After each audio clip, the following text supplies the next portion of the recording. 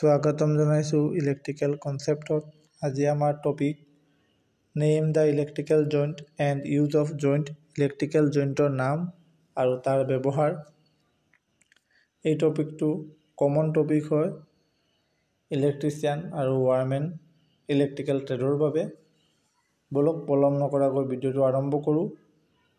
এটা দুটা কুৱেশ্যনটো আপোনাৰ ইণ্টাৰভিউত আহেই এই টপিকৰ পৰা।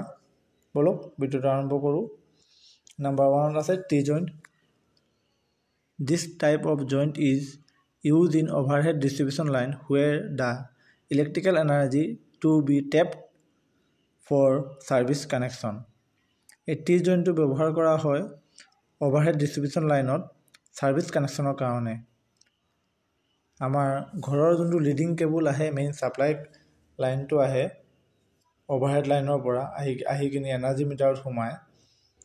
সেইটো আপোনাৰ অভাৰহেডত টি জইণ্ট হৈ মেলি কেবলটো আহি কিনে এনাৰ্জি মিটাৰত সোমায়। সেই য'ত অভাৰহেডত টি জইণ্টটো হয় সেই টি জইণ্টটো আপোনাৰ ছাৰ্ভিচ কানেকশ্যন বুলি কোৱা হয়।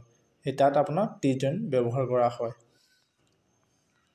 2 নম্বৰত আছে ব্ৰিটেনিয়া জইণ্ট আৰু Britannia T joint. In this type of joint used in inside and outside wiring. এনেকুৱা জইণ্ট আপোনাৰ ইনসাইড ভিতৰতো কৰা হয় বাহিৰতো কৰা হয়। ইনসাইড ঘৰৰ ভিতৰৰ ৱায়াৰিঙৰ কাৰণেও এই জইণ্টটো কৰা হয় আৰু বাহিৰৰ কাৰণেও এই জইণ্টটো কৰা হয়। Western Union joint. In this type of joint use in overhead line support long length of heavy wire. Western Union joint আপোনাৰ অভাৰহেড লাইনত ব্যৱহাৰ কৰা হয়। ছাপোৰ্টৰ কাৰণেও ব্যৱহাৰ কৰা হয় long length of heavy wire. Heavy কঠিন ৱায়াৰ আৰু দীঘলীয়া লেন্থৰ কাৰণে দূৰলৈ যোৱাৰ ৱায়াৰৰ কাৰণেও এই জইণ্টটো ব্যৱহাৰ কৰা হয়। 4 number plain tape joint. In this type of joint use is Plain tap joint. In this type of joint used in considerable tensile circuit.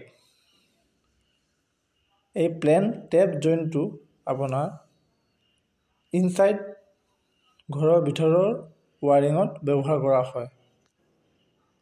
Ariel tape joint. 5 number হৈছে আমাৰ aerial tape joint. This type of joint used in suitable for low current circuit only. Aerial tape জইণ্টটো low current সাৰ্কিটত ব্যৱহাৰ কৰা হয়। High current circuit বা medium current সাৰ্কিটত এই জইণ্টটো ব্যৱহাৰ কৰা নহয়। Married joint. In this type of joint use for straight joint. দুটা ৱায়াৰ দীঘলীয়া কৰিবলৈ আপোনাৰ ধৰি লওক 100 মিটাৰৰ কয়েল আছে কিন্তু 200 মিটাৰ টানিব লাগে, তেতিয়াহ'লে 100 200 কৰিবলৈ হ'লে তাত আপোনাৰ ষ্ট্ৰেট জইণ্ট এটা কৰিব লাগে। সেই জইণ্টটোক মেৰিট জইণ্ট বুলি কোৱা হয়। সেই জইণ্টটো আপোনাৰ ষ্ট্ৰেট জইণ্ট হ'ব হৈ মেলি আপোনাৰ দীঘলীয়া 200 মিটাৰৰ এটা দীঘল সাৰ্কিট লাইন হৈ যাব। সেইবাবে ইয়াক ইউজ হ'ব increasing the length of wire. তাৰ দীঘলীয়াটো বঢ়াই দিয়ে, দীঘল লেন্থটো বঢ়াই দিয়ে। Twice joint.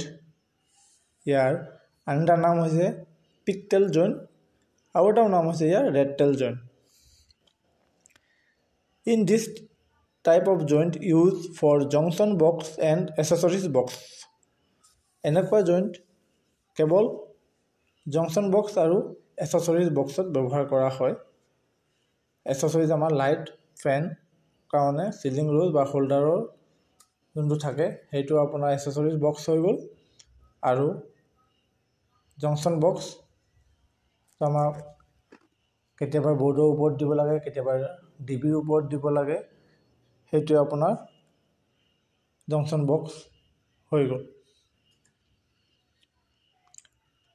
State joint can be use straight joint ক'ত ক'ত ব্যৱহাৰ কৰা হয় ইনডোৰ ৱায়াৰিঙত ব্যৱহাৰ কৰা হয় আউটডোৰ ৱায়াৰিং অভাৰহেডতো ব্যৱহাৰ কৰা হয় ছাবমাৰ্জতো ব্যৱহাৰ কৰা হয় ছাবমাৰ্জ মানে আপোনাৰ হৈছে পানীৰ তলত যোৱা কেবুল ছাবমৰিনৰ কেবুলটো আৰু আণ্ডাৰগ্ৰাউণ্ড কেবুলতো ব্যৱহাৰ কৰা হয় আণ্ডাৰগ্ৰাউণ্ড কেবুলত জইণ্ট আপোনাৰ তিনিটা হৈছে এটা ষ্টেট থ্ৰ জইণ্ট আৰু এটা টি জইণ্ট আৰু এটা আপোনাৰ টাৰ্মিনেশ্যন আৰু ল' ভল্টেজ কেবুল হ'লে টাৰ্মিনেশ্যনটো হাই ভল্টেজ কেবুল এইচ টি কেবুলৰ কাৰণে আৰু ল' ভল্টেজ কেবুলৰ হ'লে আপোনাৰ গ্লেণ্ডিং কৰি কানেকশ্যন কৰা হয়